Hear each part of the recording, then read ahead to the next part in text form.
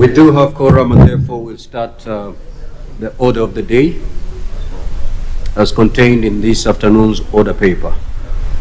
Clerk, proceed to call the first order. Order number 1, administration of oath. Order number 2, communication from the chair.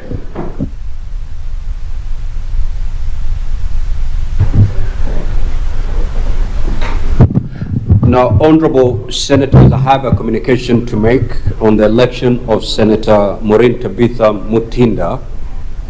She in the House, MP, to serve as a member of the board of the Parliamentary Network on the World Bank and the International Monetary Fund, IMF, for the term 2025 to 2027. The Parliamentary Network on the World Bank and the International Monetary Fund is an independent non-governmental organization that provides a platform for parliamentarians from across the world to engage with the World Bank Group and the IMF on issues on transparency, accountability, and development effectiveness. The network facilitates dialogue between legislators, civil society, and international financial institutions with a focus on promoting good governance in the management of public resources, advancing poverty reduction strategies, and supporting policies that foster inclusive economic growth. Now, honorable senators, I wish to inform the Senate that Senator Maureen Tabitha Mutinda, elected to serve as a member of the Board of Governance of the Parliamentary Network on the World Bank and IMF for the term 2025-2027, the board with the responsibility of setting the strategic agenda and providing guidance for the activities of the Parliamentary Network. In this capacity, Senator Mutinda will represent the East African region within the board. Senator Mutinda will assume office on the 13th of October 2025 during the parliamentary engagement at the 2025 annual meetings of the World Bank and IMF.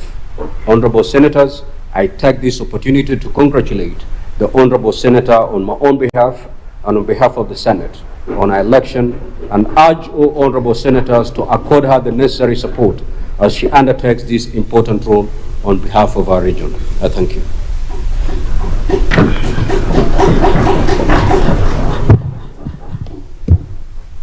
I will allow one or two honorable senators who wish to pass a word of congratulation. Senator Enoch, under 2 minutes, not more than 2 minutes.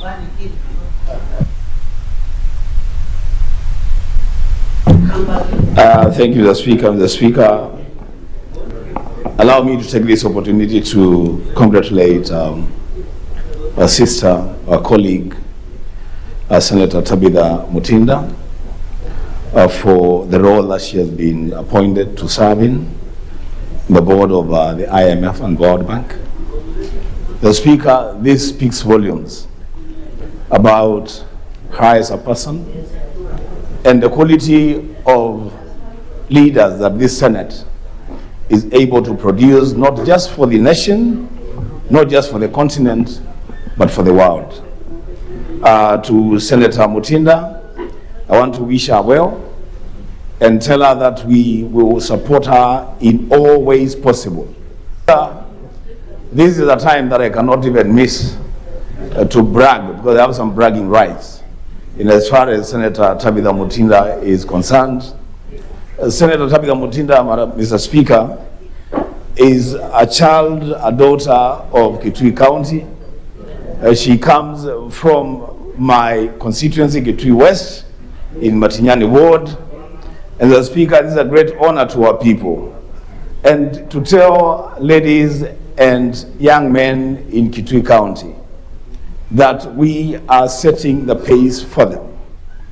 That yes, we may have come from very low backgrounds with the Speaker, with different hardships, but the world is there for us to beat. And Senator Tabitha Mutinda has set the pace for ladies from Kitui. Let us go for it. Let us do it. It is possible. We are proud of you, Senator Mutinda. Go and conquer the world around you. I thank you, Mr. Speaker. Senator Kavin. Thank you, Mr. Speaker, for giving me this opportunity to congratulate Senator Tabitha Mutinda on this nomination. She was very passionate looking for the vote, and I remember her coming and asking me, have you voted? and she really did it. Congratulations, and I just want to give you a piece of advice as a senator of Machakos and as a mother, an elder. Go and make us women proud. Go and stand your ground and do what is best for this country and for East Africa. Go and show that women can do it. And may God be with you and help you as you serve. Thank you, and God bless you.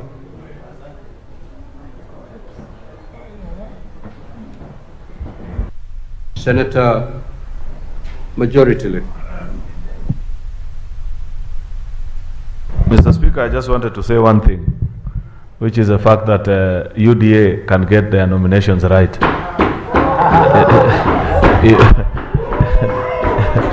Mr. Speaker, you know, recent events which I don't want to refer to, a lot has been thrown our way on the quality of nominations by the UDA party. But you can see the quality of people representation. I want to congratulate Senator Tabitha Mutinda as well as many others of a strong cohort of the UDA nomination of 2022. We are proud of you. Now that is a true representation of a UDA nominee. The others, Mr. Speaker, where things may have happened was that Senator Veronica Maina. Senator Newton. Senator Newton.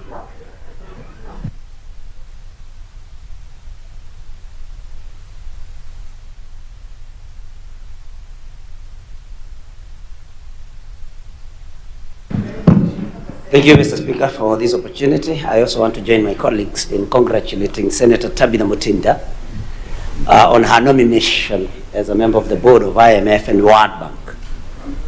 Mr. Speaker, Senator Tabitha Mutinda is the vice chair of the Finance Committee. And for that reason, I know that this is not an accidental nomination, that is more than qualified to serve in that position, Mr. Speaker. And to also congratulate her and every other woman leader because it is a proof that women leadership is something that has been embraced not just in Kenya but worldwide. Mr. Speaker, I congratulate my sister from the Brown Mother, who is also proof that you can have beauty with brains. Thank you, Mr. Speaker. So we'll rest it at that. Honorable Senators, I have a further communication to make.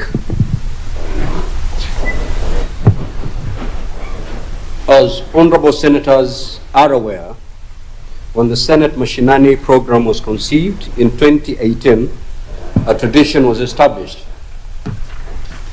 A tradition of recognizing persons of high stature who have made significant contribution not only to the host county, but to the country at large. This initiative perfectly aligns with one of the legislative proposals that Senator Miraj Abdullahi MP is championing, the County Hall of Fame Bill, Senate Bills number 18 of 2023. The bill seeks to establish a County Hall of Fame in each county, through which county governments shall bestow honor on individuals within their respective counties acclaimed as being outstanding, exceptional, or illustrious in any profession or activity. The bill is scheduled for second reading in today's order paper, and it is indeed a privilege and honor to debate it in Busia County. Busia has had many outstanding individuals of renown, and determining whom to acknowledge or recognize has been no easy task. There is always the danger of offending some constituencies and sensitivities by naming some persons and not others. The individuals we are recognizing today, some of whom we have invited and are seated in the gallery, others who could not make, and yet others who have since passed on, do not represent an exhaustive or closed list. Busia has many heroes and heroines. As I read out this roll of fame, which is not in any order of precedence, I kindly request those who are present in the gallery to stand in their place and be acknowledged by the Senate on behalf of our grateful nation. His Excellency Ori EJH.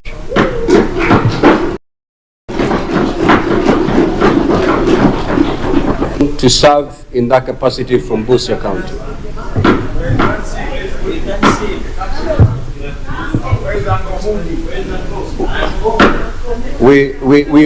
He is not present, but we still we will honor him in absentia. The other one is Senator Amos Wako, EGH Senior Counsel.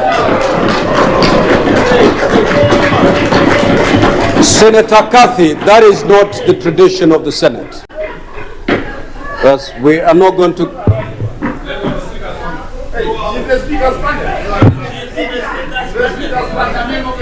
Order, honorable senators. Order. Order. Senator Catherine Kathy. Senator Catherine. You know when the chair is upstanding, you don't stand. Secondly, you don't clap and jump around in excitement. As a member of the panel, I will let you walk. No. I will not caution the Honorable Catherine, but just to guide her. That is not in order. Now, Senator Amos Wako is a renowned jurist, long-serving Attorney General of the Republic of Kenya and the first Senator for Busia County.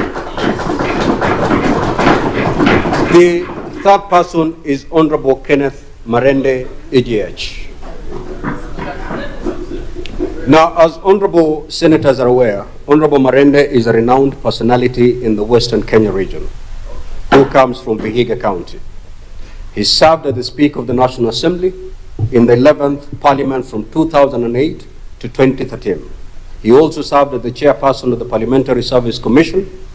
Prior to being elected Speaker of the National Assembly, Honorable Marende served as a Member of Parliament representing Mhaya constituency between 2003 and 2007.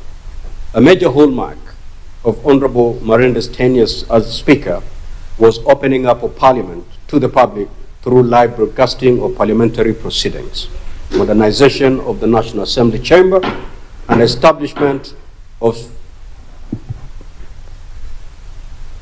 and expansion of the parliamentary facilities for members and staff, and the establishment of structures to accommodate our bicameral legislature following the promulgation of the new constitution in August 2010. Now, the third personality is Honorable Professor Julia Ojiambo. Honorable Julia is in the house.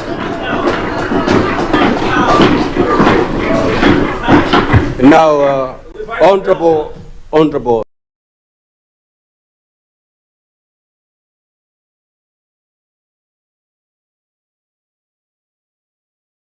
Senator Julia Ojiambo. Now, Professor is a renowned politician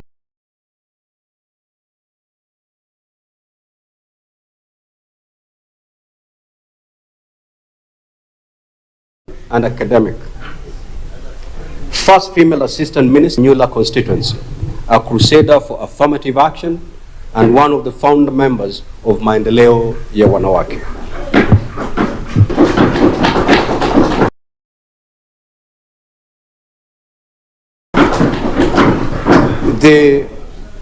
However, Justice Smoky Wanjala is a renowned legal scholar, judge of the Supreme Court of Kenya, and current director of the Kenya Judiciary Academy.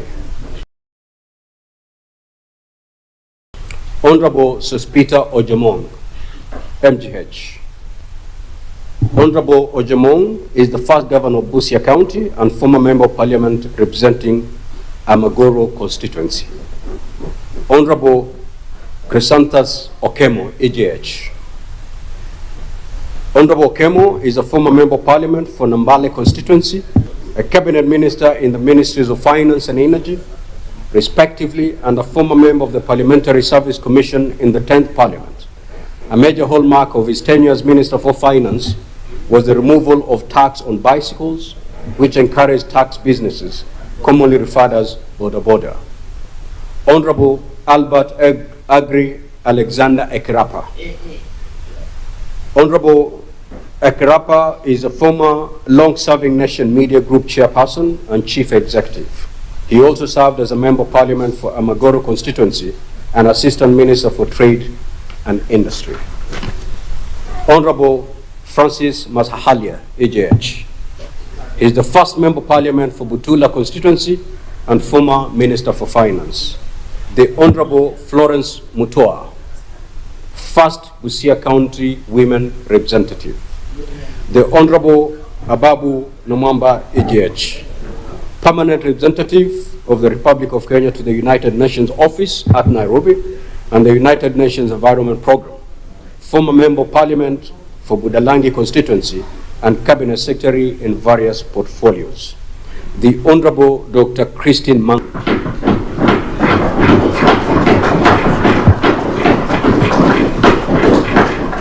Honorable Mango is a leading educationist, former member of parliament for Butula constituency, who also served as a member of the Judicial Service Commission. Thank you for honoring us with your presence. The Honorable Philip Masinde. Honorable Masinde is present.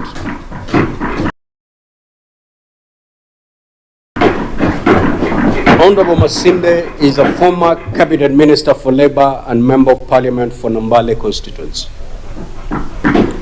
Thank you, Honorable Nambale, for honoring us with your presence. The Honorable Dr. John Sakwa Bunyasi.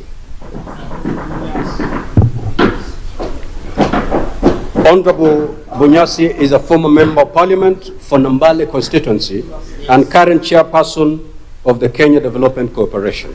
Thank you, Honorable Sakwa, for honoring us with your presence. Ms. Susan Mangeni, CBS. Ms. Susan is the Principal Secretary, State Department of Micro, Small and Medium Enterprises, Ministry of Cooperative and Micro, Small and Medium Enterprises Development. Dr. Boniface Makoha. Dr. Boniface Makoha is the Principal Secretary, State Department of Economic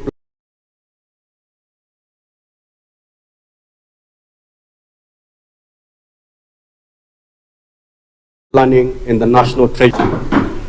The late Hilary Ngweno.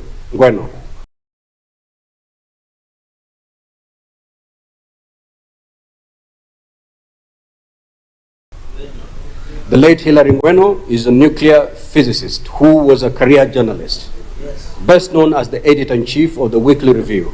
He founded the first independent television news station in Kenya, STV. The late Professor Nimrod Wibo. Prof. Nimrod Wibo is a renowned pediatrician and an academic and former chairman of the Maseno University Council. He was one of the founding members of the University of Nairobi Faculty of Medicine.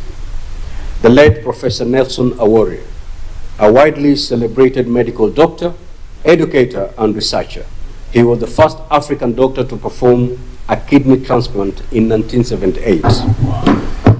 He also pioneered the Department of Urology at the University of Nairobi.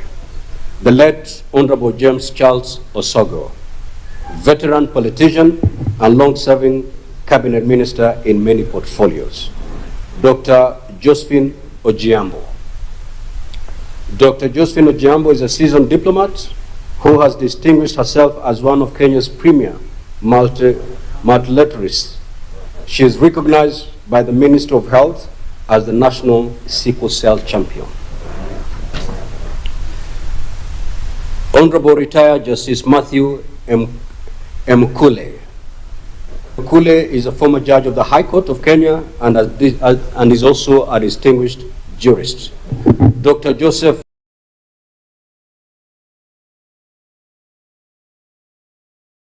Jesse Masiga JJ, a legendary footballer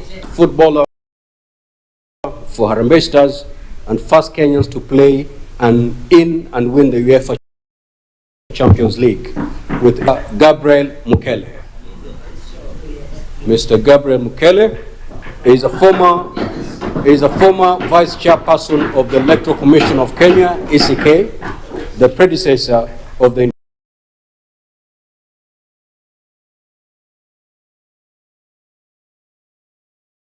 Independent Electoral and Boundaries Commission, IBC. Mr. Vincent Ongidi. Mr. Ongidi is a celebrated musician renowned for his vibrant renditions of traditional music, most notably the Mama Mulaini hit song. Thank you. Mr. Victor Wanyama. Mr. Wanyama is a celebrated footballer and captain of Harambee Stars and the first Kenyan to play in the English Premier League and score in the UEFA Champions League. Mr. Wilberforce Mulamba, a legendary attacking midfielder, best known for his sensational dribbling skills and prolific goal scoring, and his long service in AFC Leopards and Harambee Stars. Now, honorable senators, ladies and gentlemen, as I indicated before, this list is not by any means exhaustive. I cannot conclude this communication without acknowledging our very own clerk of the Senate.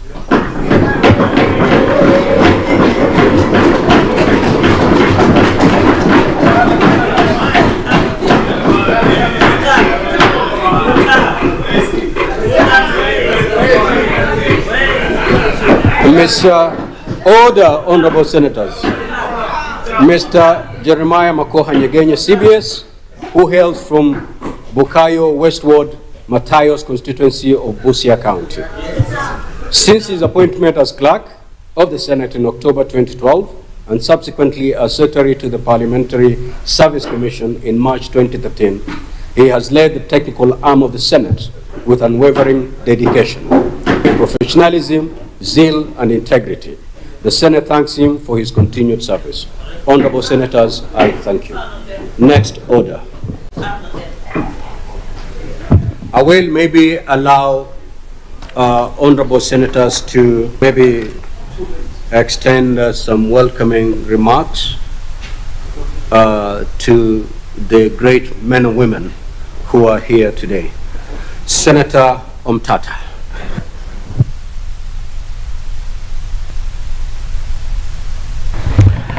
Honorable Speaker, thank you very much for today, for honoring the luminaries from this community.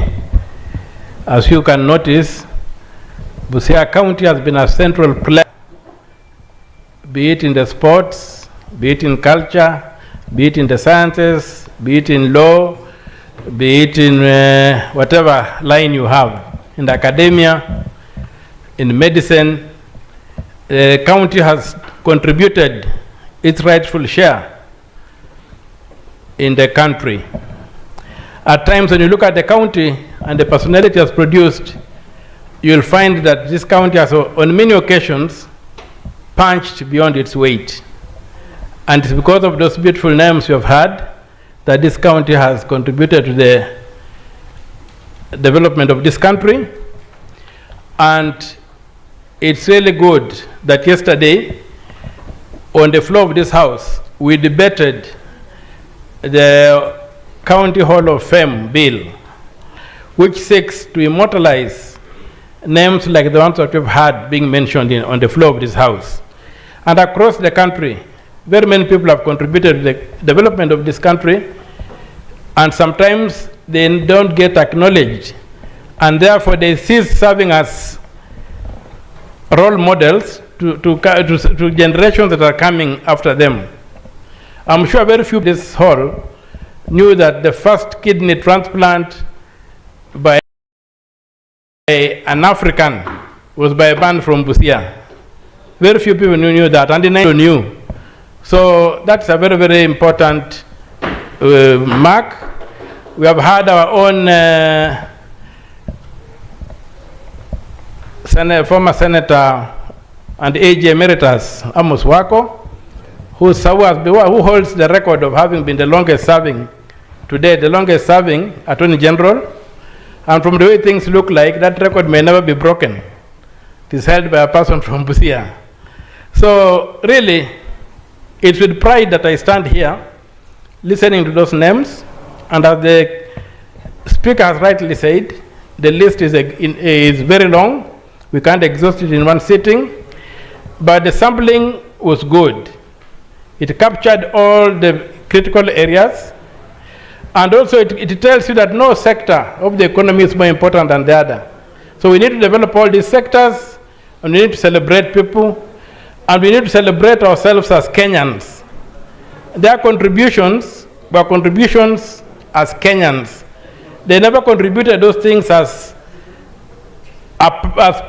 people pigeonholed in small corners. So with those few remarks, I thank you, Mr. Speaker, sir.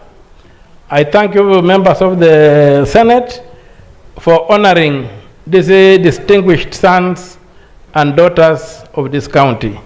And we have had very many firsts. Like if you are to look at the CV, Professor Julia Ojambo, there are so many firsts that one page is not enough to fill. It's not enough to hold. You will have to do 2 or 3 pages of just firsts. And that's the kind of thing that would be a good role model for us. As I can't back the mic. Now, honorable senators, if you get an opportunity to speak, please keep it under 3 minutes so that we can have as many majority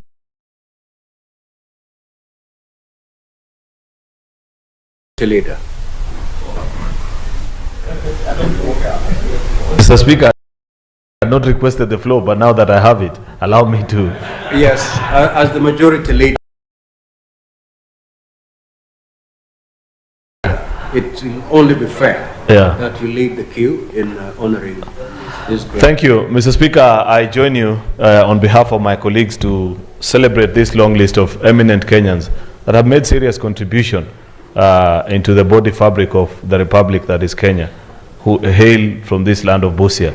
Mr. Speaker, I celebrate all of them, those that are known to me and those that are known by way of their achievements, Mr. Speaker, including men in academia, men in sports, and other professions, Mr. Speaker. I celebrate our former colleague, Senator Amos Wako, who mentored us when we joined Parliament and has continued to follow closely the work of many of us in this House. Mr. Speaker, I'll be remiss if I don't celebrate the industry and the dignity to a public servant that is embodied by none other than the clerk of this House, Mr. Jeremiah Nyegenya. I've had the opportunity to work with that man very closely during my days in PSC, and I can say this institution today is what it is, courtesy of his stand and being a man of integrity. Being in his home, I join you and the rest of my colleagues in celebrating him for what he has contributed in making the Senate what it is today.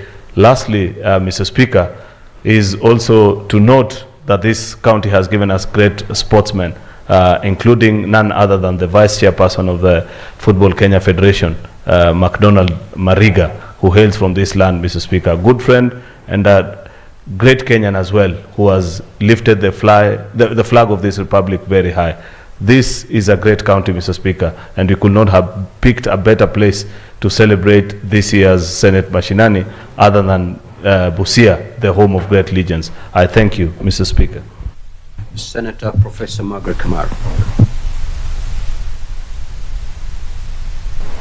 Thank you, Mr. Speaker, for giving me this opportunity to celebrate Busia as a county. Mr. Speaker, I'm here to celebrate all those whom I know and those whom I don't know. But I will just mention 3 who are present here and 1 who is absent. Let me start with the Honorable Professor Mango Christine, who is among the first professor women to be bold enough to go into politics. We follow your footsteps, Christine. Thank you very much for opening the door for the rest of us who did not believe being a professor and being a politician were things that could have been done. I want to also say echo that Amos Wako, the smiling AG of Kenya. He was not called smiling AG only in Kenya, but you meet Ugandans and they'll tell you, that smiling AG of yours, I was in the East African Legislative Assembly and that's what they called him. Tanzania called him exactly the same. He was highly involved in the drafting of the Constitution of Kenya. I was in the Bomas process and he really guided the process very well as an advisor of government. Thank you so much and God bless you. The third one is one who is a mentor to me up to now, the Honorable Professor Julia Ojambo. The Professor Julia Ojambo, we have been told, was the first, she has a lot of firsts. Nobody can finish her list. She was the first assistant minister in Kenya. She was the first PhD graduate of University of Nairobi. She was the first Kenyan woman to go to Harvard. She was the first woman MB from the whole of Western. We say congratulations. I really am happy, Mr. Speaker, that we put a lot of value to our Senate Mashinani in Busia by adding this recognition. Of course, in addition to the bill that was brought by our senator yesterday, it reminds us that we must learn to appreciate human beings. We must learn to appreciate ourselves. If we don't write our history, nobody else will do that. Julia Jambo continues to work for this country. She is now in the National Fund for the Disabled of Kenya, where she actually attracted me to join, and I have joined as a member, and she's doing an excellent job. It's unbelievable. Finally, in absentia, and one who was not in your list, the daughter of the soil, Agnes Odhiambo, the first comptroller of budget.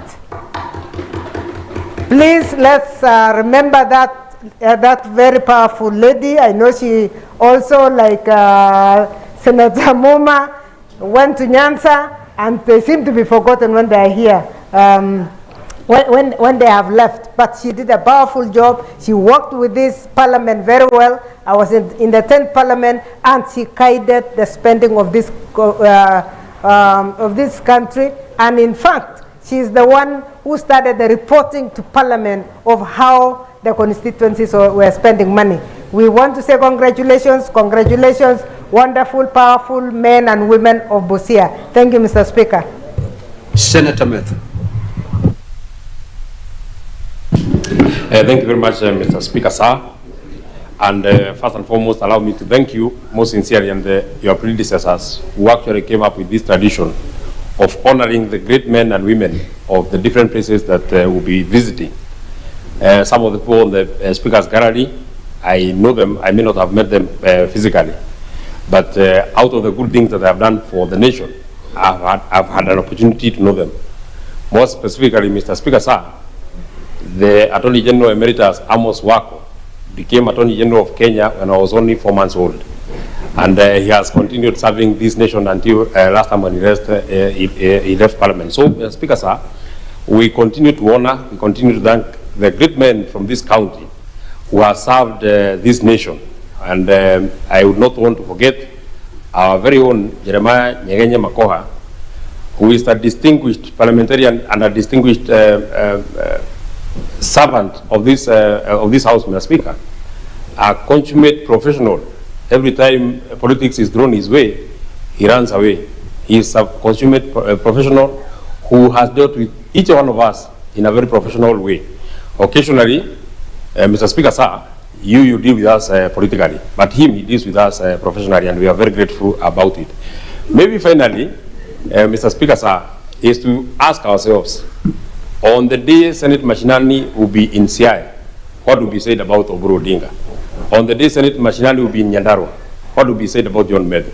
On the day Senate Mashinani will be in any of our counties, Mr. Speaker, sir, what will be said about the time that we had to serve? Such that you not just be read that John Medhu was a senator for Nyandarua, and that is just what will be remembered about my time in the Senate.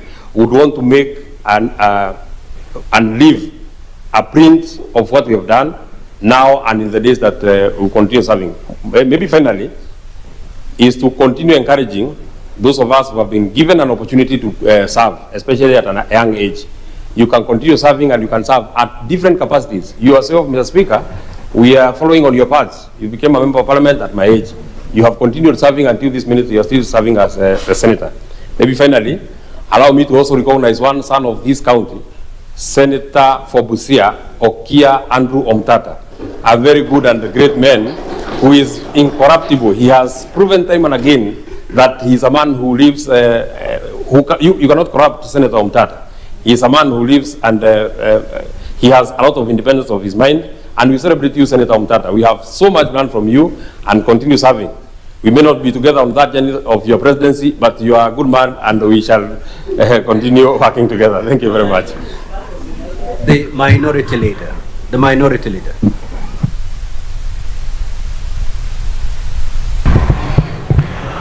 Asante sana mstahiki Spika. Mstahiki Spika, nataka nijiunge pamoja na wewe ili kuweza kuwatambua wale wote wananchi wa Busia kwa juhudi zao. Hususan nataka kusema kwamba kaunti hii ya Busia ni kaunti ambayo imejenga ama imeweza kuparticipate, kujihusisha katika mambo ya maendeleo katika nchi ya Kenya. Kwanza ni kwamba mwanasheria ambaye alijulikana sana, alibobea, amefanya kazi zaidi ya miaka 20 kama Attorney General wa Kenya. Na vile vile nataka kubaliana na Mtata ni kwamba pengine hakutakuwa na mwingine ambaye atachukua muda kama huo. Mzee wetu Amos Wako. Nataka kusema kwamba Amos Wako si kiongozi tu, lakini pia mimi wakati nimemaliza kupita kule Kenya School of Law, mtu wa kwanza kuniandika kibarua ndani ya serikali alikuwa Amos Wako. Kwa hiyo nataka kusema kwamba Amos Wako, mimi nakutambua na najua wewe ni mzee wangu na kazi uliifanya, na mimi pia uliandika kazi, nafuata mkondo wako. La pili, Bwana Spika, nataka nitambue pia vile vile walioko wale wasomi wote, hatuwezi kuwataja wote kwa majina. Kuna mchezaji mmoja alikuwa anacheza Tottenham Hotspurs, yule anaitwa Wanyama. Wanyama anatoka katika eneo hili na alikuwa anatengeneza mpira kule Ulaya, hususan katika nchi ile ya England ile. Kwa hiyo ni mmoja wa wale watoto ambao walizaliwa hapa ndani ya Busia. Vile vile pia tunajua kwamba kaunti hii ilitoa pia vice president ama naibu wa rais, na wananchi wengi ambao wamefanya itikadi mbalimbali.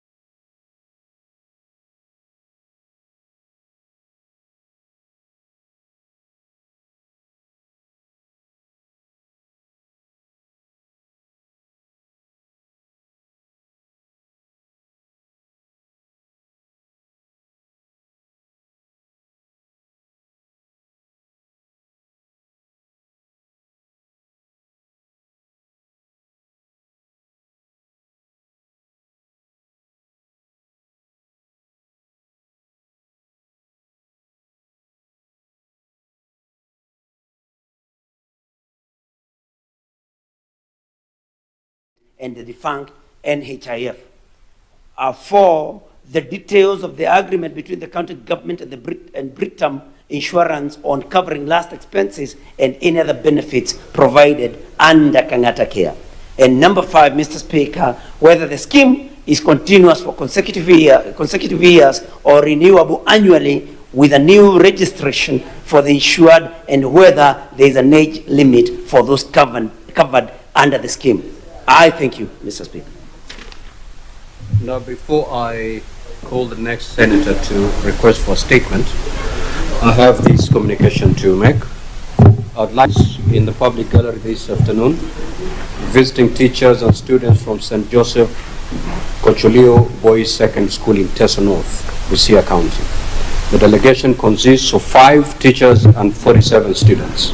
Now, honorable senators, in our usual tradition of receiving and welcoming visitors to Parliament, I extend a warm welcome to the delegation, and on behalf of the Senate and my own behalf, wish them a fruitful visit.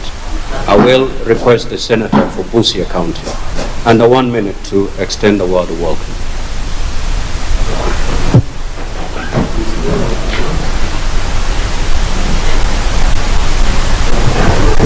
Mr. Speaker, sir, thank you for the opportunity. The word is Cocholia, the school from Teso North. Yeah, there are students and teachers, you are most welcome. And you have come on a very, very special day when we are basically reading out the roll of fame of who is who in Busia. And so you should be inspired to follow that role model, those role models, and be the best you can be. All of you have the potential to be very good citizens, to contribute immensely to this country, but the route is through your studies. You must work hard at your studies and make sure that you become the best you can be. And so feel welcome. You are experiencing a historical moment. It might take another 47 years before you have Senate Mashinani in Busia. So make sure you make good use of this opportunity. And also, if Mr. Speaker allows, my younger brother here from Bungoma, who is nearer Kocholia than this Busia is, he could make some remarks with the permission of the Speaker. But most welcome. Who is this young brother of yours? Honorable Sifuna, would you wish to also extend a word of welcome to the young ones? You may proceed. Thank you, Speaker, and the Honorable Okio Mtata for the honor of saying a word of welcome to our young brothers from Teso. Welcome to the Senate. It's a privilege for you to experience this. I'm hoping that you get to see all your favorite senators. I'm sure you already have because I'm here. But get to interact with them as well and to learn from them. And we're hoping that we have future senators sitting in the gallery today. Honorable Speaker, I have heard stories from the current governor of Embu. Past experience with politics was actually in a gallery at the Parliament in Nairobi, and it inspired her journey, and she's now a governor. So I'm sure that there are future leaders sitting here this afternoon. I thank you, Honorable Speaker. Now, Honorable Sifuna, having explained your absence to the satisfaction of the chair, I do reinstate the statements by Senator Crystal Asige. You may therefore proceed to read those statements. Indeed, Honorable Speaker, apologies, I came in late. We had a presentation of candidates today, and for the by-elections, I was in Kasipul in the company of the Senator for Homa Bay, and I came in late. I had been requested to read this statement on behalf of the nominated Senator Crystal Asige. There are 3 statements, Honorable Speaker, and with your kind permission, I would like to take all of them together. The first one is on the status and the future of the Kenya School of Revenue Administration. Mr. Speaker, sir, I rise pursuant to Standing Order 53-1 to seek a statement from the Standing Committee on Education on a matter of national concern on the status and future of the Kenya School of Revenue Administration, KESRA. In the statement, the committee should address the following. First, whether the Kenya Revenue Authority or the National Treasury has made any formal decision to suspend admissions to or close the Kenya School of Revenue Administration, outlining the legal, policy or administrative justification for such a decision. Number 2, the reasons for the cancellation of the September 2025 intake, including the advanced diploma in tax administration course, indicating the expected date for the next intake and whether the 2026 academic calendar has been released. Whether admissions to KESRA remain open to the general public, including certified public accountant graduates, or whether new eligibility criteria have been introduced, and if so, cite the statutory and policy basis for these changes. Fourth, whether KESRA or KRA has issued any official communication regarding changes in admission policy, suspension of intakes or closure, and respond to claims suggesting that access may have been restricted to a select group. And lastly, Honorable Speaker, the institutional, professional, and public service implications of limiting access to KESRA and the measures, consultations, and oversight mechanisms in place to safeguard its mandate as a public institution that is equitably accessible to all qualified Kenyans. I don't know if we have any tissues. Do you have any tissues? Honorable Speaker, it's a bit hot. Yeah, Honorable Senator, be assisted with some tissue. So I think it's... I think it's the meal you've consumed because we are in the same environment. It's something. It is something that must have... Speaker, lawyers only sweat during the consumption of the meal, not after. It may be in liquid form. Thank you, thank you.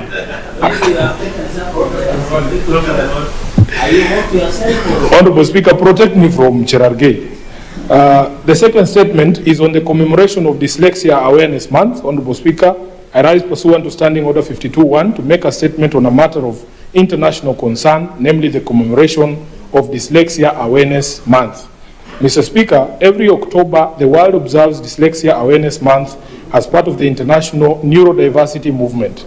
This is not only an opportunity to promote accessibility and inclusivity for persons with dyslexia and low literacy, but also to celebrate their creativity, resilience, and invaluable contributions to society. Dyslexia was first identified in 1881 by German physician Oswald Bachan and later named in 1887 by ophthalmologist Rudolf Berlin, has since been widely studied in medical, scientific, and educational research. Institutions such as the International Dyslexia Association have played a key role in raising awareness, developing learning tools, and introducing structured interventions to support learners. This global call resonates deeply in Kenya, where the Dyslexia Organization of Kenya has sounded the alarm that 60% of children in grade 5 to 8 cannot read at grade level. Of this, 15 to 20% silently grapple with hidden learning difficulties such as dyslexia, while 62% of high school dropouts leave school with undiagnosed reading challenges. These figures are not mere abstractions. They expose a continuing violation of Article 43, Subarticle 1F of the Constitution, which guarantees the right to education, and they equally offend Article 27, which enshrines equality and non-discrimination. Learners with disabilities remain unfairly denied equal opportunities in clear breach of these constitutional safeguards. This is precisely the injustice I have consistently fought against, and is why the Persons with Disabilities Act 2025, through sections 4, subsection I, 5C, and 20, must not only be acknowledged but be fully implemented. These provisions impose a binding duty on the state to eliminate discrimination, ensure equal access, and guarantee the full enjoyment of rights by all persons with disabilities, including those with learning, psychological, and other invisible impairments. Small disabilities unfortunately remain among the most misunderstood aspects of disability rights in Kenya. As Vice Chairperson of the Standing Committee on Labor and Social Welfare, I have had to address this matter upon receiving a petition from a Kenyan living with an invisible disability. Conditions such as schizophrenia and dyslexia are too often mischaracterized as madness, curses, or weaknesses, leading to exclusion, abuse, and denial of opportunity. The United Nations has documented how persons with invisible disabilities face stigma, forced institutionalization, and lack of access to appropriate care. Historically, policymakers have reduced such conditions to mere illness, overlooking their disability dimension, which the UN rightly recognizes as psychosocial disability. Unless we address this gap, through education, policy reform and legislation, including the full implementation of the Persons with Disabilities Act 2025, we will continue to fail a significant portion of our population. Mr. Speaker, it is therefore imperative that Kenya moves decisively towards a dyslexia-friendly and disability-inclusive education system, one that understands, accommodates, and respects learning differences and invisible disabilities. My Learners with Disabilities Bill, which is Senate Bill number 4 of 2023, provides a comprehensive legal and institutional framework to achieve this vision. It seeks to eliminate discrimination, guarantee equal access, facilitate smooth educational transitions, and harmonize our laws with international standards. Critically, it expressly covers hidden learning difficulties such as dyslexia, thereby plugging a long-standing legislative gap. Mr. Speaker, the most meaningful way to commemorate Dyslexia Awareness Month is to conclude debate on the Learners with Disabilities Bill and for this House to pass it without delay. Awareness must translate into action. By enacting this bill and ensuring the teachers are properly trained to identify and support learners with hidden difficulties, we will not only safeguard rights, but also restore confidence and unlock the full potential of every child. Mr. Speaker, I invite colleagues in this House to support the commendable efforts of the Dyslexia Organization of Kenya, whose mission is to empower individuals with dyslexia to realize their full potential. This year, they are marking Dyslexia Awareness Month with two key activities. Number one, the Neuro Inclusion Gala Dinner, which will be held on 3rd of October 2025, and the Neuro Inclusion Tree Planting Hike on 18th of October, each at a ticket price of Kenya shillings 10,000. I urge senators, led by the majority leader, to support these initiatives in cash or in kind as a demonstration that this House does not merely legislate for inclusion, but also actively stands with persons with dyslexia and other hidden disabilities in our society. I thank you, Honorable Speaker. Lastly, I wish I had taken them in order. There is a final one, Honorable Speaker, which is a request for statement pursuant to Standing Order 53. 1. To seek a statement from the Standing Committee on Labor and Social Welfare on a matter of national concern regarding the continued charging of medical assessment fees to persons with disabilities.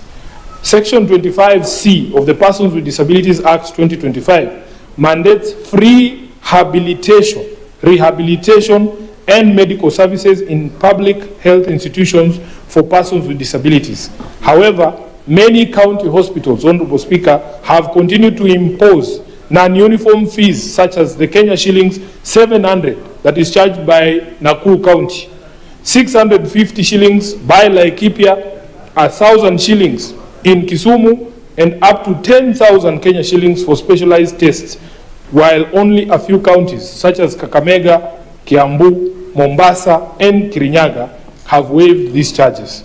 These practices contravene the Act and amount to discrimination under Articles 27 and 54 of the Constitution.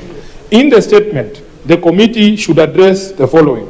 Number one, measures that have been taken by the Ministry of Health, the Council of Governors, and the National Council for Persons with Disabilities to fast-track compliance so that all counties provide disability assessments and related services free of charge, as provided for under Section 25C of the PWD's Act.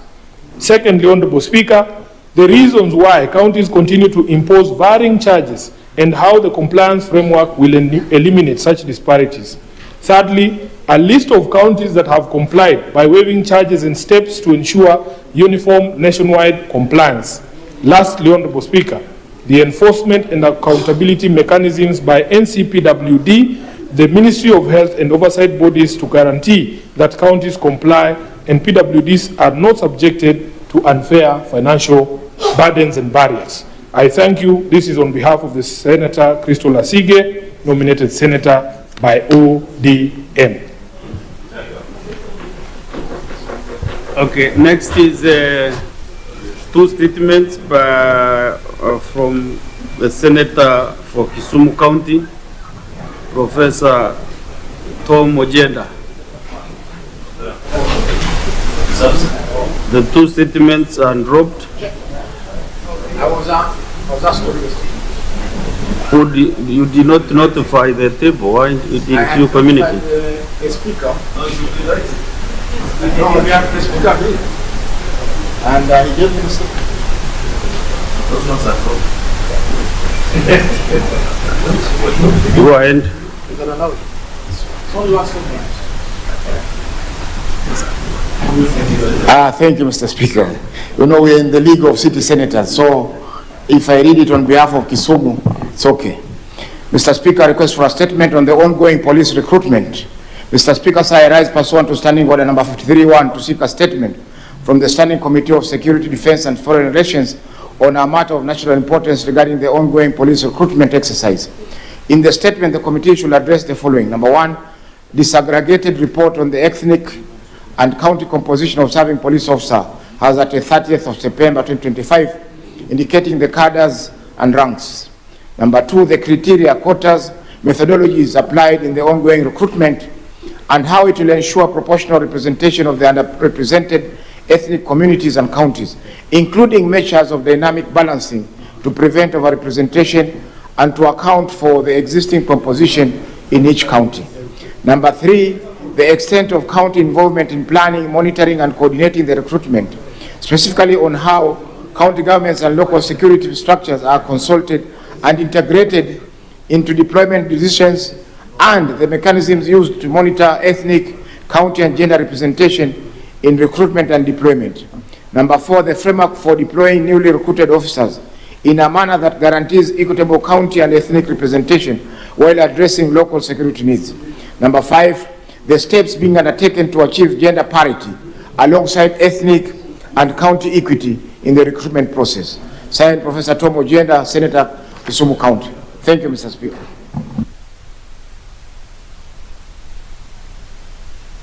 Next is Senator Mwame Nchute.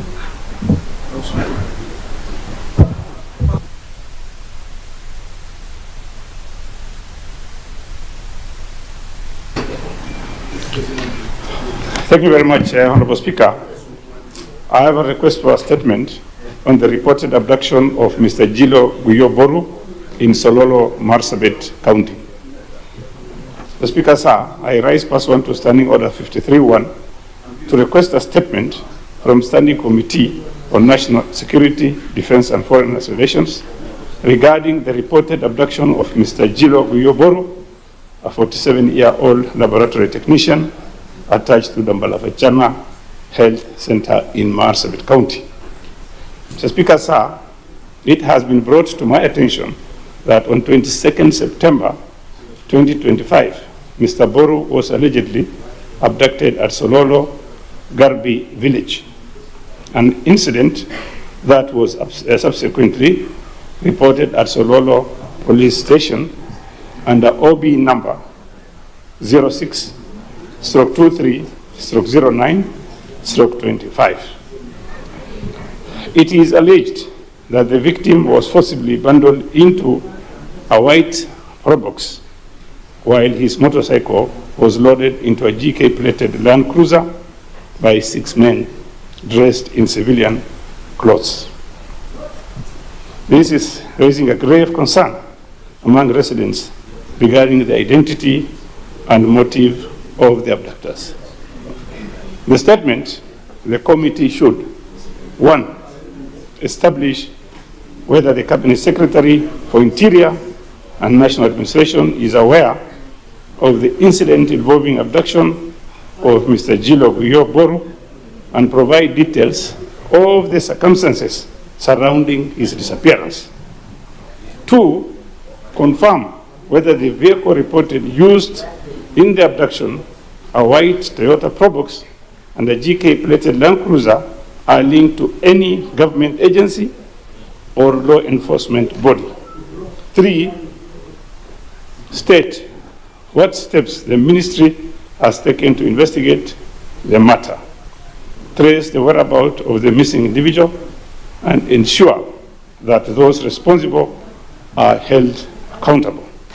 Number 4, Honorable Speaker, outline measures being taken by the ministry to enhance the overall safety and security of residents in Marsabit County.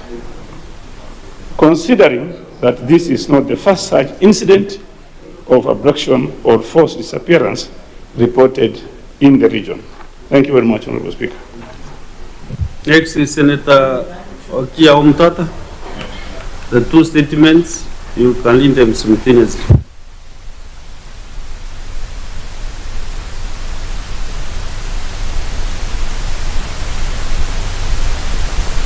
Mr. Speaker, sir, I was given 3, not 2 statements. I pray that I read all of them.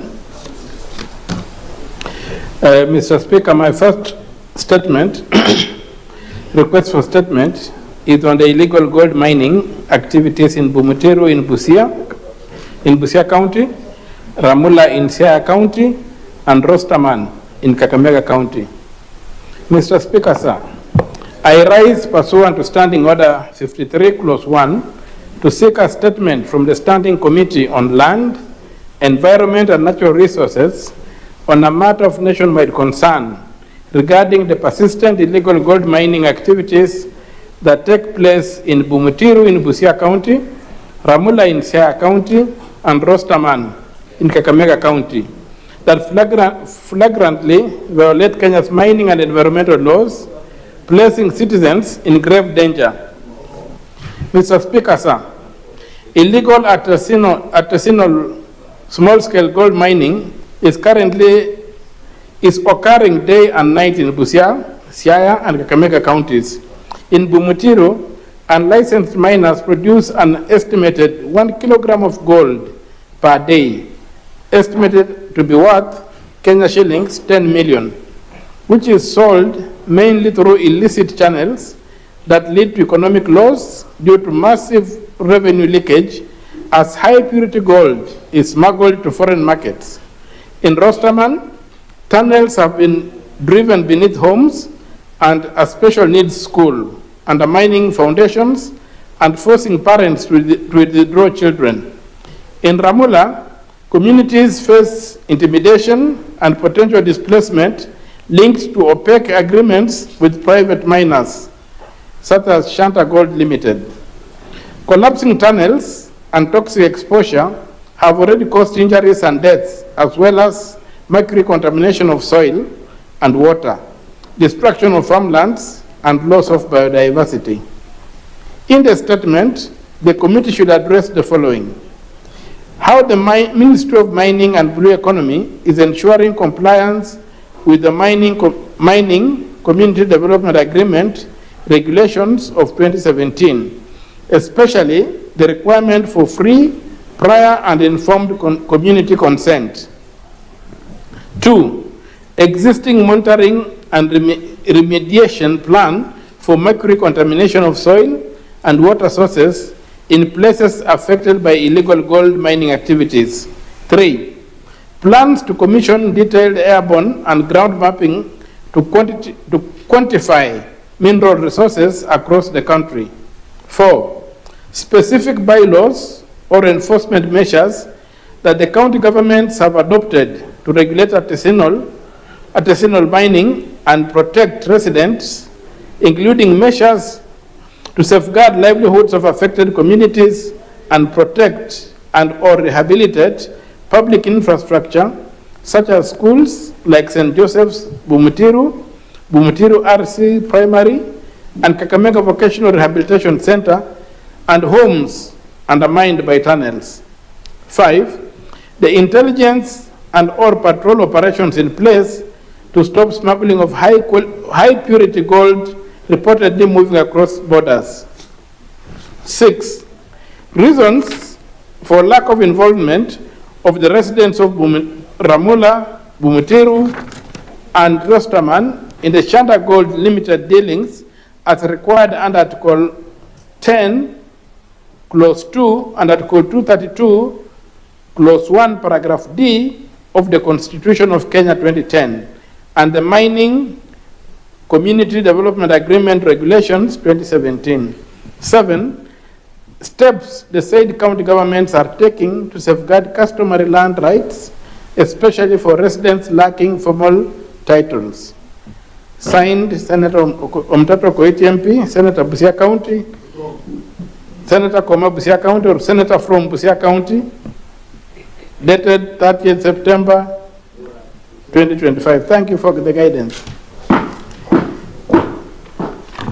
My second request for statement is on the stalled irrigation and water supply projects in Busia County. Sorry, Senator Mutata, first read the other one on the directing to the Justice, Legal and Affairs Committee. The other one you first approved the This one on the East Africa Community, East African Court of Justice. Yes, Mr. Speaker, sir, I'm guided. My next request for a statement is on the nomination of a female judge to the East African Court of Justice, EACJ. Mr. Speaker, sir, I rise pursuant to Standing Order 53, Clause 1, to seek a statement from the Standing Committee on Justice, Legal Affairs and Human Rights on a matter of regional concern regarding the need for Kenya to have a nominated female judge to the East African Court of Justice. Mr. Speaker, sir, the court, as the judicial arm of the East African community, plays a critical role in ensuring adherence to the law in the interpretation and application of the East African Community Treaty. Following the resignation of Justice Charles Ayako Nyachae after 7 years of service, Kenya nominated Dr. Zabron Muruka Mukau. However, this nomination was annulled by the High Court for non-compliance with Article 172, Clause 1, Paragraph A of the Constitution of Kenya.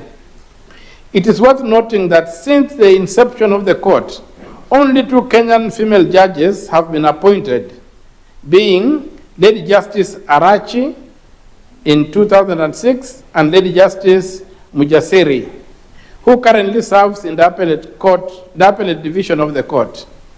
This reflects a glaring underrepresentation of women in such critical regional judicial positions.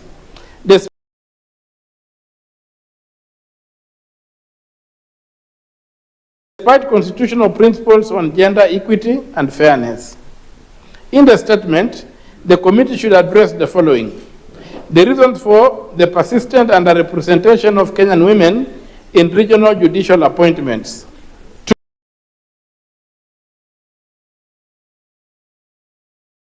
2, measures being taken by the Judicial Service Commission and the Office of the Attorney General to ensure gender equity in nominations to such positions. 3, the steps being taken to guarantee that the next nomination to the East African Court of Justice will prioritize a qualified Kenyan female judge in line with the constitutional requirement and regional. Because it's not on my record, so first approach the tape.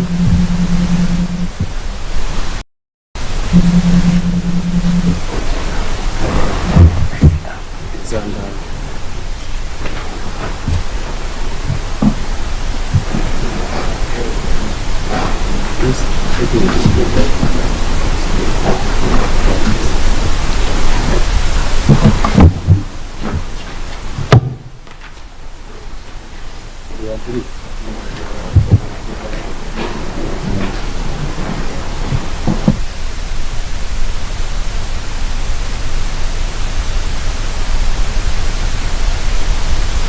Oh yes, proceed, Senator Mutata, sorry.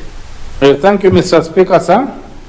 My third request for a statement is on the stalled irrigation and water supply projects. Mr. Speaker, sir, I rise pursuant to Standing Order 53, Clause 1, to seek a statement from the Standing Committee on Lands, Environment and Natural Resources on a matter of county-wide concern regarding several key irrigation and water supply projects in Busia County that remain stalled, incomplete, or severely underperforming despite significant public investments. Mr. Speaker, sir, Busia County hosts several high-value public projects intended to boost food security, irrigation, and safe water supply, including Sisenye Irrigation Scheme, Bunyala Irrigation Scheme with Lower Nzoia Project Expansion, the Lower Sio Irrigation Project, the Nasewa Irrigation Park, and the Busia Hills Port Victoria Water Supply. Despite billions of shillings in combined county national and international funding, most of these projects have stalled, been vandalized, or are grossly underutilized. Repeated delays in land acquisition, weak coordination between agencies, and inadequate asset protection have left irrigation canals idle, water systems unfinished, and critical infrastructure at risk of becoming white elephant investments. In the statement, the committee should address the following. 1. Itemized annual allocation and expenditures and project history of all listed projects from the year 2010 to date, detailing budget allocations, disbursements, contractors engaged, and work completed versus outstanding. 2. The total amounts lost to idle time or cost overruns, and specify reasons for delays and incidents of vandalism. 3.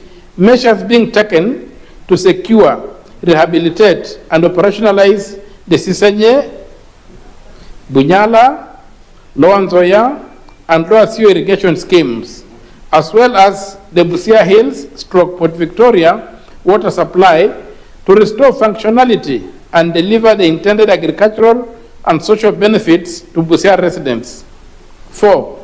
Mechanisms to address the coordination between the county and national governments regarding synergy among irrigation schemes and the Nasewa County Aggregation Industrial Park, and contingency plans to supply the park with produce while irrigation systems are restored. 5. Timelines and accountability frameworks to ensure full compliance with the Public Finance Management Act of 2012 and the Public Procurement and Asset Disposal Act of 2015, and to protect public assets from further loss. Signed, Senator Mtato Koiti MP, Senator from Busia County, 30th September 2025. Thank you, Mr. Speaker, sir.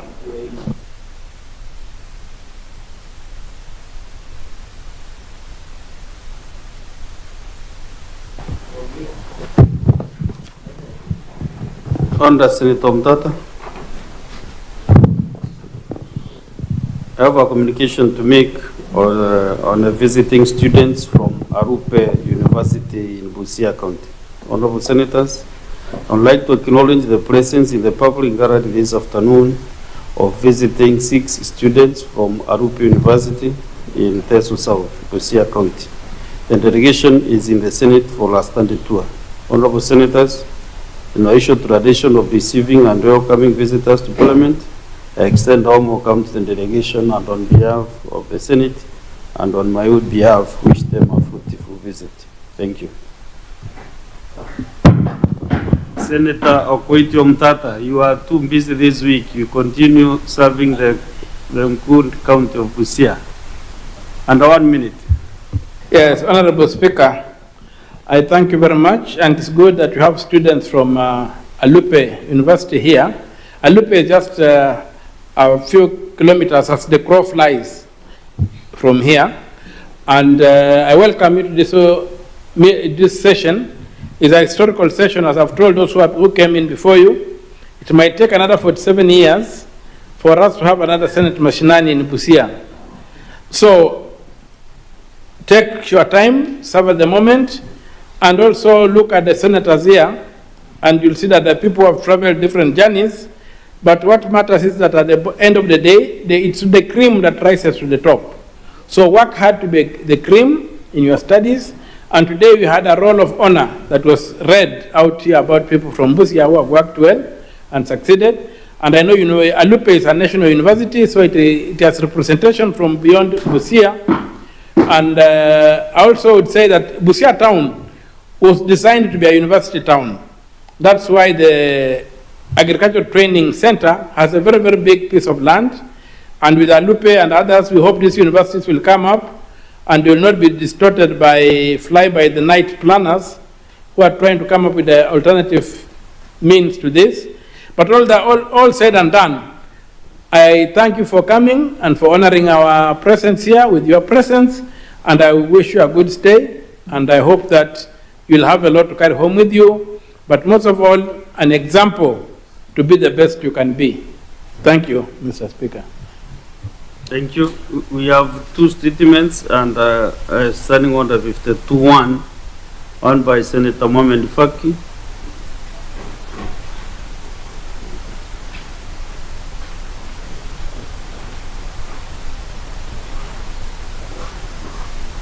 Thank you, Honorable Speaker. Statement on the ongoing strike by academic staff in public university. Mr. Speaker, sir, I rise pursuant to Standing Order 52-1 to make a statement on a matter of national concern, namely the ongoing strike by the academic staff in public university. Mr. Speaker, sir, on Monday, on my way to Busia with Senator Issa Boy, we stopped by Mashinani University along the Kisumu-Busia highway to pay a courtesy call on Dr. Aisha Faki Munyaji, a senior lecturer at the institution.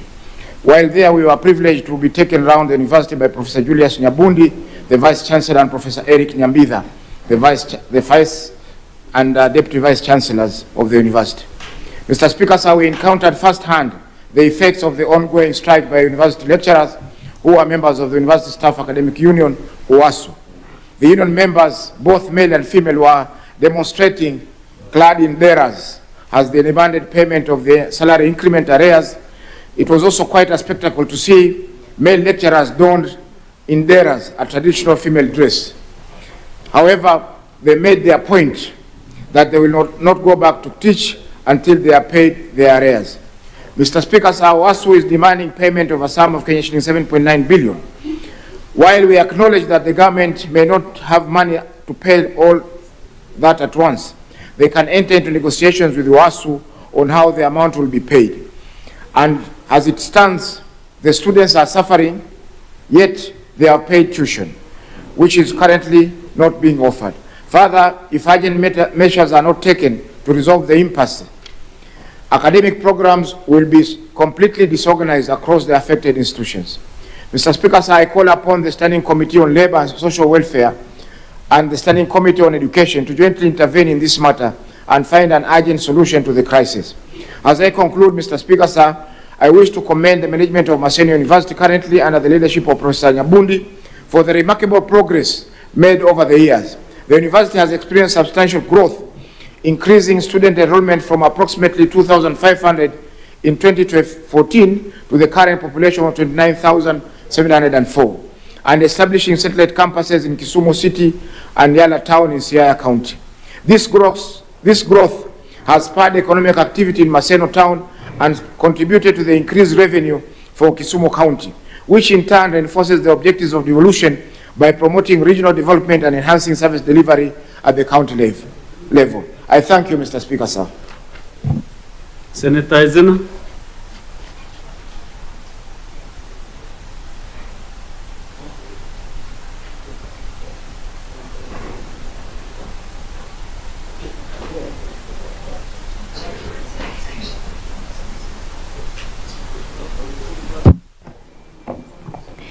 Thank you, Mr. Speaker, and I have a statement on behalf of the Chairperson of Kenya Women Senators Association. As the Vice Chair, I am the honor to present this statement before the House. The statement is on early teenage pregnancy, sexual and gender-based violence in Busia County. Mr. Speaker, sir, I rise pursuant to the Standing Order 52-1 to make a statement on a matter of county-wide concern regarding the rising cases of early teenage pregnancies and sexual and gender-based violence in Busia County.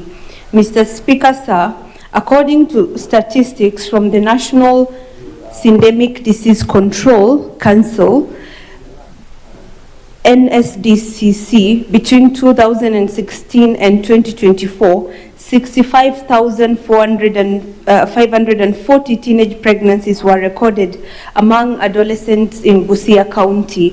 In 2024 alone, 4,542 cases were reported, with Samia sub-county registering the highest rate in the country. Nationally, a total of 47,632 cases were recorded in the same year. Teenage pregnancies remain one of the biggest barriers to girls' education and empowerment. It denies young girls the opportunity to complete their basic education and achieve economic independence. Many of these girls suffer serious health complications, including maternal and morbidity and mortality, and face increased risk of contracting HIV and other sexually transmitted infections. Socially and economically, early pregnancy leads to school dropouts, loss of self-esteem, and intergenerational circles of poverty. Mr. Speaker, sir, alongside teenage pregnancy, the scourge for sexual and gender-based violence continues to devastate adolescents across Kenya. Between 2016 and 2024, 2,884 cases of SGBV were reported among adolescents in Busia County, rising sharply from 66 cases in 2016 to 480 cases in 2024. Adolescents now account for 23% of all reported SGBV cases. Moreover, between 2017 and 2024, 171 girls became pregnant as a result of defilement. Nationally, the number of SGBV cases reported in 2024 stood at 47,632,000. These statistics underscore the urgent need for collective action to protect young girls from the intersecting threats of sexual violence and early pregnancy. Mr. Speaker, sir, the legal framework to safeguard children and punish offenders is robust. It includes the Constitution of Kenya, Article 53, the Children Act 2022, the Sexual Offences Act 2006, the Basic Education Act 2013, the Marriage Act 2014, and the Counter Trafficking in Persons Act of 2010. The penalties for offenders are equally stringent. They range from 1. Life imprisonment for defiling a child aged 11 years or below. Secondly, a minimum of 20 years for defilement of a child aged 12 to 15 years. Thirdly, a minimum of 15 years for defilement of a child aged 16 to 18 years. And last but not least, at least 10 years for attempted defilement. However, Mr. Speaker, sir, despite these laws and penalties, enforcement remains slow and inconsistent. The judiciary must be more expeditious and resolute in applying these provisions to ensure justice for victims and deter potential offenders. Justice delayed only emboldens perpetrators and further victimizes the survivors. Victims of these heinous crimes must also receive adequate support and compensation. The government should ensure that affected girls are reintegrated into the education system and supported to achieve their aspirations. Equally, infants born to these teenage mothers deserve access to basic needs, healthcare, and future education opportunities. Mr. Speaker, sir, the Kenya Women Senators Association has committed itself to leading by example and will soon introduce legislation in this House aimed at protecting victims and ending the scourge of SGBV. The proposed legislation will seek to 1. Establish and adequately fund safe spaces and shelters to protect victims, especially where perpetrators are family members. Secondly, create a compensation and reparation system requiring offenders to make restitution to victims. Thirdly, ensure proper collection and preservation of forensic evidence by the police to aid in prosecutions. Fourth, to develop a bilateral agreement with Uganda to repatriate cross-border offenders for trial. Fifth, to introduce video link and recorded testimonies to protect victims and witnesses from intimidation. And last but not least, outlaw kangaroo courts handling SGBV and early pregnancy cases, ensuring due process and fair justice. statistics before us serve as a call to action. Laws alone are not enough. Enforcement, public awareness, and community involvement are key. KEWOSA will spearhead a national awareness campaign to educate and sensitize victims on the dangers of teen pregnancy and SGBV, encouraging communities to speak up, protect the girl child, and demand accountability. Thank you, Mr. Speaker. On behalf of Senator Veronica Maina, nominated senator, and the chair of Kenya Women Senators, thank you. Last but not the least is the statement understanding on the 56-1. Senator Mohamed Faki.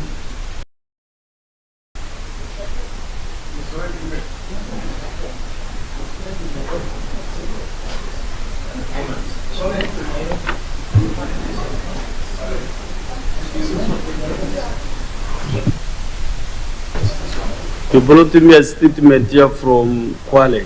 There is an issue in Kwale. That one is for Senator Boy. Honorable Senators, if you realize it's now almost going to 5 and we are still on statements. Senator Maruma, since I did give you an opportunity in the morning, maybe I give you now. Mheshimiwa Spika, kwa hii fursa umenipa ili kuchangia hii taarifa na Senator wa Murang'a, Senator Joe Nyutu, kuhusu utekelezwaji wa Kang'ata Care.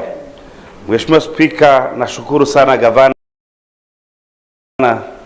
wa jimbo la Murang'a kwa kuleta huu mfumo mzuri sana ambao unaleta ushirikiano kati ya serikali ya kaunti na SHA.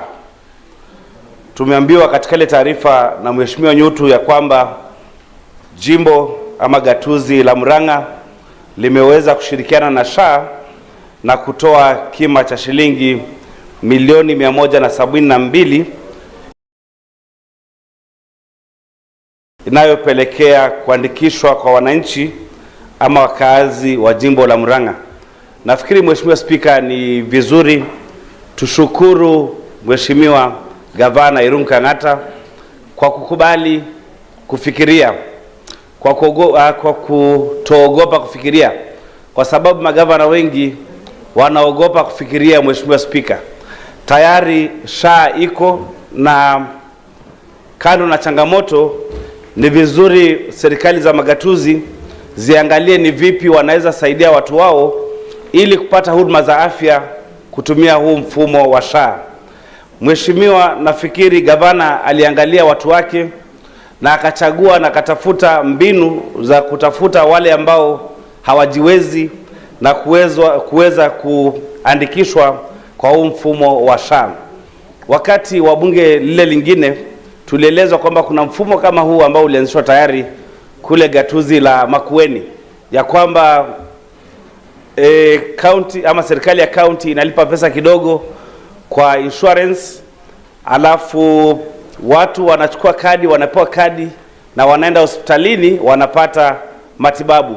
Kwa hivyo nashukuru huyu gavana kwa kuchukua hiyo nafasi ama fursa ya kushirikiana na SHA ili kusaidia wale wananchi wa Murang'a ambao hawajiwezi. Senator Nyutu naye amefanya kazi yake ya kusema basi kamati ya seneti inayohusika na mambo ya afya wapige msasa na kuangalia kwamba ile shilingi milioni 172 inatumika vizuri ili kupea huduma za afya wale wananchi wa Murang'a. Mheshimiwa Spika, SHA inakumbwa na changamoto si haba, na ni vizuri serikali iangalie zile changamoto, na sana sana pia kuna shida ambayo inaletwa na magatuzi. Kwa mfano, wafanyikazi wa serikali ambao wanalipa SHA, lakini kwa sababu serikali za county hawapeleki zile deductions ama zile pesa za wafanyikazi kwa SHA, basi wale wafanyikazi wa county hawapati huduma. Mfano mzuri ni kule kwetu Taita Taveta, unapata wahudumu wa afya ambao wanapeana afya kwa wananchi wengine, madaktari, wauguzi wamelipa SHA lakini hawapati huduma ya SHA ya afya kwa sababu serikali haijatoa ile pesa na kuipeleka kwa SHA. Pia Mheshimiwa Spika, kuna kama walimu ambao wamekatwa SHA tayari na wamelipa SHA na kujiandikisha kwa mfumo wa SHA, lakini SHA yenyewe imesema kwamba haipatii huduma kwa walimu kwa SHA, wanatumia ile insurance yao ambao wamepewa na TSC. Kwamba ni vizuri vile gavana wa Murang'a amefanya, na magavana wengine pia wasikatae kufikiria, watumie hii chance ama huu muda ili waandikishe wananchi wao kwa SHA ili wapate afya. Na Mheshimiwa Spika, nipatie fursa tu kwa sababu kunipa muda asubuhi ya kuchangia pia ile taarifa ya Mheshimiwa Chute kuhusu kutekwa nyara kwa Jilo Guyo ambaye ni muuguzi aliyetekwa nyara kutumia gari la Probox na pikipiki yake, Mheshimiwa Spika, kuwekwa kwa gari la serikali.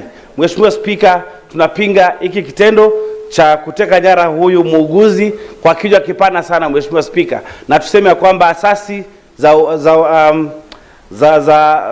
za serikali zipate kufanya uchunguzi, Mheshimiwa Spika, ili tujulikane Jilo Guyo alienda wapi. Huyu ni mtu ambaye anafanya kazi, Mheshimiwa Spika, Kenya tuko huru na haijulikani ni kwa nini mtu ambaye anataka kulindwa na serikali ili atoe huduma za hospitali anatekwa nyara, Mheshimiwa Spika. Kwa hivyo nashukuru Senator Chute kwa kuleta hii taarifa. Asante Mheshimiwa Spika.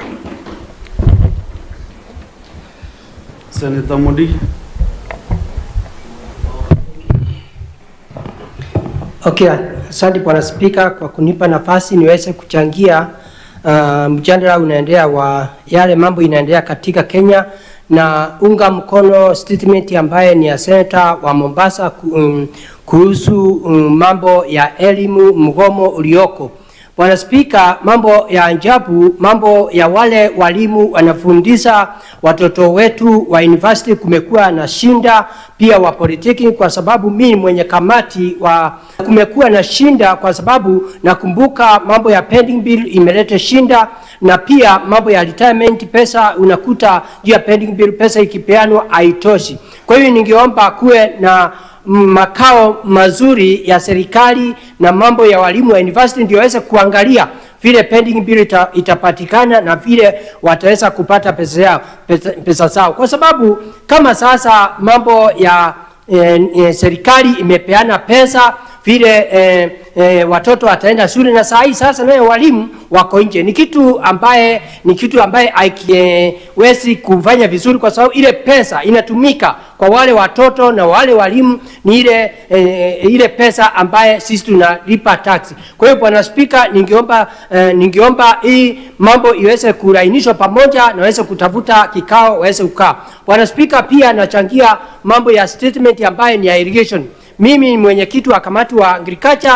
Ile mambo iko hapa, ningeomba Bwana Spika, mambo ya agriculture iweze kuangaliwa, mambo ya ile miradi ya zamani iweze kuvuliwa, ndio mwananchi kama ni watoto wetu wale wamemaliza chuo kikuu ama watu wote wamerudi kwa masambani. Kwa hiyo serikali kuu iweze kupatia pesa county government, naso county government zote iweze kufanya njia ile nafaa, ndio pia hiyo miradi iweze kuendelea vizuri. Nikimaliza nakumbuka tulikuwa pale public participation, hiyo naongea kwa sababu ya governor wa Busia. Shule kikuu ile iko karibu hapa walilalamika kwa sababu hawana stima security.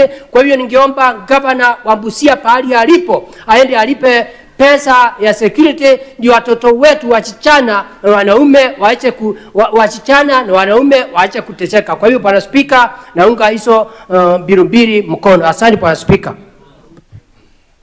Sauti yako kweli imemfikia mahali yako, sababu ilikuwa mzuri, ilikuwa sauti mzuri. Senators, just take 2 minutes to just make a very brief comment so that we can progress to the next business, please.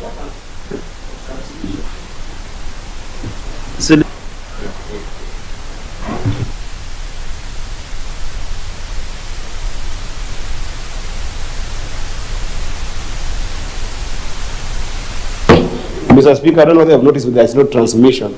But I hope we are live outside the chambers if the monitors have the problem, because Senator Cherage would want to be sure that his people are seeing it when he's here. But Mr. Speaker, first of all, let me condemn what has happened in Sololo, and it is high time that we should not be dealing with abductions again. The issue of Gilo Guyo, who has been abducted in Sololo, must be an issue of emergency, and thank you, Senator Chito, for bringing it up. There is nothing to beg about this. We are past abductions of our people in our country, and this issue must be dealt with urgency. Secondly, Mr. Speaker, I want to quickly comment on the statement by Senator Kiom Tata on the issue of irrigation. Mr. Speaker, I'm actually glad that you are seated there, because the last state machinery that we had in Turkana. And remember that when we went to Turkana, Katilu irrigation scheme was actually stalled. If you remember, it was not optimally operating. And this was because of NIA constantly not allowing resources to go to these irrigation schemes. In Migori County, Mr. Speaker, you will see that the irrigation scheme called Kuja, Lower Kuja, is stuck. I think it is long time this Senate commissions an inquiry process, a special audit on NIA and the projects that we are doing of irrigation, because it seems like NIA is not even paying those who have created way leaves for creation of this irrigation scheme, so that there are battles in court that keep on being endless. We must be able to address this issue. Lastly, Mr. Speaker, I wanted to comment on the issue of artisanal mining, Mr. Speaker. There's a problem in terms of standards that have been established, Mr. Speaker, that I think that the relevant CS should be forced to make sure that there is standard in this in the mining sector, Mr. Speaker, because even in Migori, where I come from, Mr. Speaker, there are no proper gears for who are there.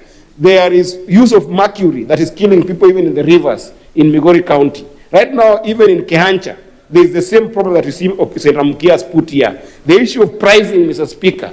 People are, the minerals are taken away by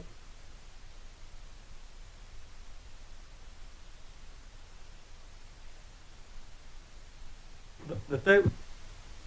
Want more time, request for more time. Don't bring other. Just 30 seconds, please. Yeah. Mr. Speaker, I was saying that the mines that we have in Kehancha is the same as the mines that we're seeing here in Masara. Even near my home, a place called Kabanabas, Mr. Speaker, there is mines that have come there for gold. But the problem is that outsiders are controlling price and they're controlling equipment. It's high time the ministry comes with the relevant equipment to equip these artisanal miners and bring about standards of mining that can be able to empower our people. Otherwise, Mr. Speaker, I thank you.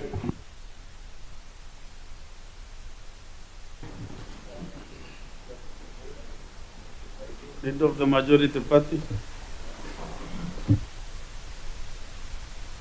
Thank you, Mr. Speaker. Mr. Speaker, I just have a quick comment on this question by the Senator from Muranga, Senator Joe Nyutu.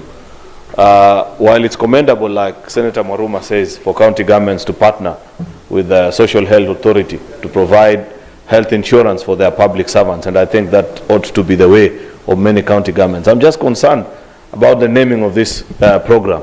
Mr. Speaker, we must discourage county governors from this juvenile behavior of naming county programs after themselves. It's a silly antic in my own humble opinion, Mr. Speaker. If there were people who would want to name county projects after themselves, then it would be senators, Mr. Speaker, because we are the ones who haggle around with the sharks from the other house, Mr. Speaker, to get the funding to send to counties. Then somebody goes and names the program after themselves. I believe a diligent, hard-working governor like Kangata should endeavor to build programs and institutions in the county that will outlive his time as a governor. And that cannot be achieved by naming programs after yourself, Mr. Speaker. So when that matter is considered, I believe that matter, that the issue of the naming of those programs, Mr. Speaker, should be considered alongside that other petition that we considered on naming of county infrastructure and programs and the use of pictures of governors and MCAs in billboards, Mr. Speaker. It is a conduct which we shouldn't encourage in public infrastructure. I thank you, Mr. Speaker. Majority have a very valid point, because the money used is public resources, not his personal money. Senator Omar Sheikh.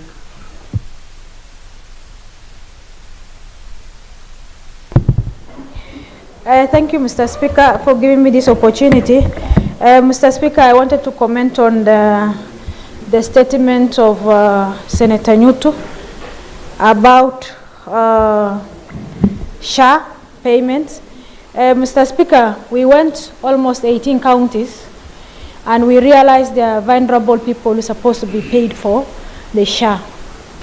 But this is a very good idea for paying for vulnerable people, but Mr. Speaker, there must be a policy in the county. You cannot just use a public fund for whatever means. There must be a policy, and also, Mr. Speaker, the governors must not take initiatives that they wanted to assist the vulnerables and they misappropriate the fund. Mr. Speaker, the other one I wanted to get comments on the Chute. Mr. Speaker, there is in Minister of Interior was doing jukwaa wa usalama in all counties. Jukwaa wa usalama on so many counties, Mr. Speaker. Mr. Speaker, by now, the minister has resolved the issue of insecurity and how to do the accountability of these insecurity issues in all counties. Mr. Speaker, we wanted accountability of those guys who has been adopted, and the professionalisms and also community trust must be created between the police and the community. Thank you, Mr. Speaker.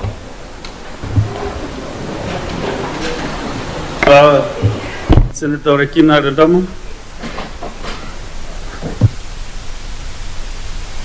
The three of you seem to be of the same seniority, so I am unable to pick who should go first. Thank you, Mr. Speaker. Any of us can go. I'm the whip, is a chairperson of a committee. Mr. Speaker, I rise to support two statements. One statement that has been raised by Senator Chuti in regards to the abduction in Marsabit County. Mr. Speaker, we need to grow of age. You know, we cannot be tolerating issues of abduction just because of small monetary gain. I think it's about time that we look at the underlying issues and resolve those issues. The people of Marsabit are people who have been put through extreme measures. You know, just being so far away, over 1,000 kilometers from Nairobi, you know, from really more house in devolution, can support them. Mr. Speaker, the other day, I will raise a concern about the Rendile people not being given any public appointments. You know, now they're being abducted. So, Mr. Speaker, I think we really need to take those matters seriously. Secondly, Mr. Speaker, the statement raised by Senator Cherargei and the issue of police brutality. I think this House must now come up with policies on how the police can use force. Issues of land, we know they're very emotive, but I think the police should be very neutral when it comes to that. When you lose your life because you're fighting for what you believe to be your property, and the police who are there, who are supposed to be the ones to protect you, are the ones who are being accused of having killed you, it really sends a very bad message to the younger generation. So, Mr. Speaker, those two statements are statements that the Committee on Security really need to take seriously so that we can have a conclusion on them. Thank you, Mr. Speaker. Senator Chalage Samson Kiprotich. Mr. Speaker, for your information, I'm senior than Senator Ledama because I was sworn in before him, but since he's the minority whip, I can allow him the latitude. You know, some of us are bottom feeders, Mr. Speaker. Mr. Speaker, let me just make an observation by thanking Senator Mohammed Sayed Chute. I think this is the first time that Senator Chute is bringing a very important statement. Unlike in the past, Mr. Speaker, when he's criticizing a number of us. Mr. Speaker, this abduction of Julo Guyo Boru, a 47-year-old, is very unfortunate, Mr. Speaker. I think Kenya, if we are not careful, Mr. Speaker, Kenya is becoming a playground of abduction cases. You remember Besije and his co-accused was abducted in Kenya. There was a Tanzania activist who was almost abducted in Kenya. Mr. Speaker, we have a number of abductions that we must be addressed, Mr. Speaker. I want to appeal even Bethuel Chesir from Melgeo Marakwet, Mr. Speaker, was abducted on his way to work somewhere in Kaptagat, Mr. Speaker, as he was going to see his ailing father. To date, Bethuel Chesir has never been found, either dead or alive, Mr. Speaker. So this issue of abductions, we must agree that the era of enforced disappearance, extrajudicial killings must come to an end, Mr. Speaker. And I'm happy Senator Omar had said something about Jukwaa la Usalama. To me, that was not Jukwaa la Usalama, it was Jukwaa la Kisiasa. Because even we have raised pertinent issues, even in Nandi County, but the Ministry of Interior has not found it wise to address those issues, Mr. Speaker. I think it was just a public relation exercise where more than 700 million of taxpayers' money was used, but we are yet to see the value of those Jukwaa la Kisiasa, Mr. Speaker. With those many remarks, I support the statement.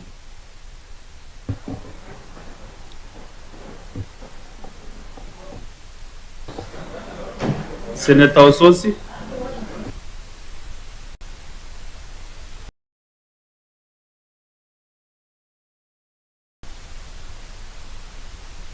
Thank you, Mr. Associate myself with a statement by Senator Okiya Omtata on the issue of illegal gold mining activity in various parts of Western Kenya. Particularly of interest to me, Madam Speaker, is the mining at Ramula. Ramula happens to be on the border between Siaya and Vihiga County. And the issues that Senator Omtata has raised are very, very genuine issues. And I look forward to the Committee on Lands and Environment going through all these issues so that we can give direction to this county. Madam Speaker, the issue of artisanal mining in this country, it has been going on illegally, even as the county governments look, even as the national government look, and most importantly, the Ministry of Mining. Madam Speaker, I have on 2 occasions raised a similar statement on illegal mining activity in Vihiga County. And this, to my surprise, Madam Speaker, when I raised that statement, the county commissioner acted. The Chinese who were doing that, some of them were arrested. But 2 weeks later, they came back. And to my surprise, the Minister for Mining then, who is not Joho, the one who was there previously, visited the site of illegal mining, and knowing very well that that place is not licensed by the government. So this statement is timely. This place called Ramula, which is on the border between Vihiga and Siaya. On the Vihiga side, it's actually Mwibona Ward. There has been this prospecting and mining of gold. We have no problem with investor coming to mine in our region, but let them do it properly. Those agreements open.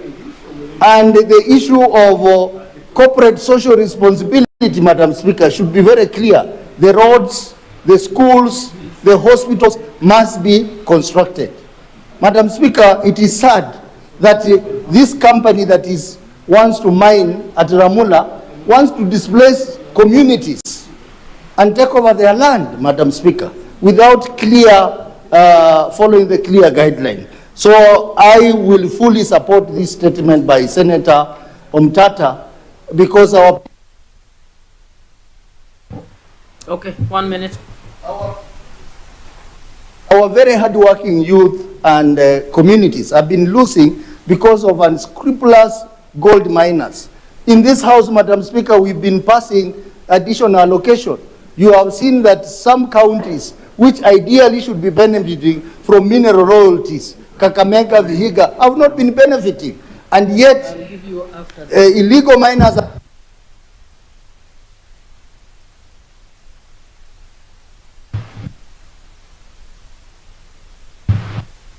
Senator Okenyuri.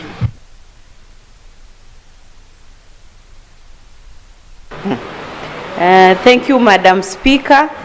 I would wish to first begin by supporting the statement by Senator Cherargei on the killing of 2 gentlemen over land dispute. Madam Speaker, these are cases we've had for a long time now, and it's very unfortunate that we have to lose lives for land disputes to be solved. I think we need to employ alternative dispute resolution mechanisms so that we are not losing lives over land disputes. Secondly, I want to support the statement by Senator Chute on the disappearance of Mr. Jilo Guyo Buro. Madam Speaker, in this country, unfortunately, we are reading sad statistics. Either young people who are dying in police custody or people who are disappearing with no sight or information about their whereabouts. This is apparent to someone. This was a source of living to family, and it's really sad that we have to use to have disappearance of a medical professional in this manner. I would wish to support this statement that is urging the Ministry of Interior to look into this issue so that we know where Mr. Jilo Guyo is. His family deserves response on where their son is, and Kenya should not be losing their own citizens. This is a medical professional who should be serving the interest of Kenyans, but is now missing, Madam Speaker. It's really sad.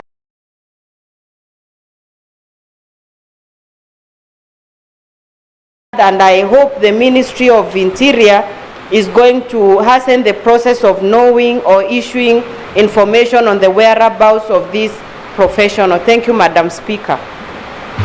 Senator Mazayo.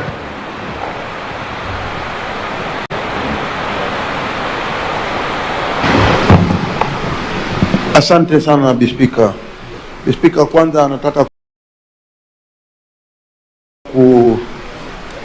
na ndugu yetu Okiya Omtata, seneta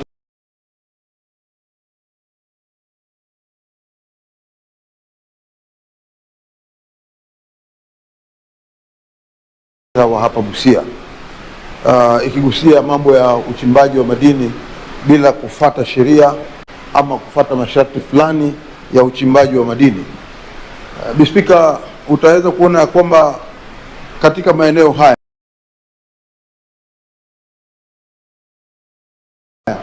unachimbwa dhahabu ambayo ni madini ambayo yako na faida na pesa zaidi, lakini hao madini hayo, je, yanafaidi yule mtu hapa Busia?